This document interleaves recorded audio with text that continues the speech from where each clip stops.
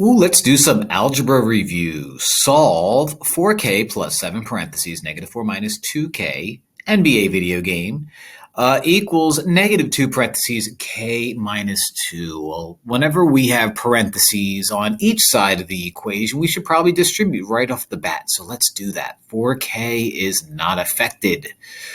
7 times negative 4 is negative 28. 7 times negative 2k is negative 14k.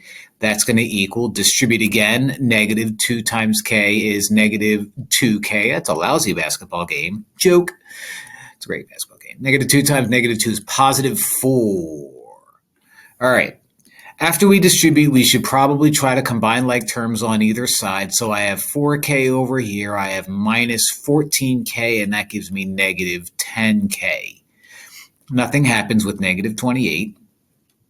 Nothing happens with negative 2k, and nothing happens with 4.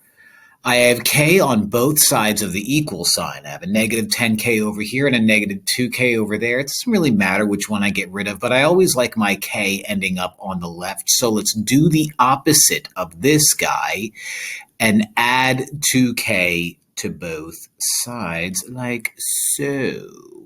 Negative 10k plus 2k is negative 8k. Drop down the minus 28. Drop down the equals, drop down the positive 4. Now it's a two-step equation. Okay, in order to get k all by itself, negative 8 is attached, but the first thing we want to do is do the opposite of negative 28 and add 28 to both sides, like that. That gets us negative 8k equals 32. One more step. In order to get k all by itself, we do the opposite, well, not the opposite, we do the inverse of negative 8, which is divide negative 8, and k is going to equal negative 4. So why are we starting a geometry series by doing algebra?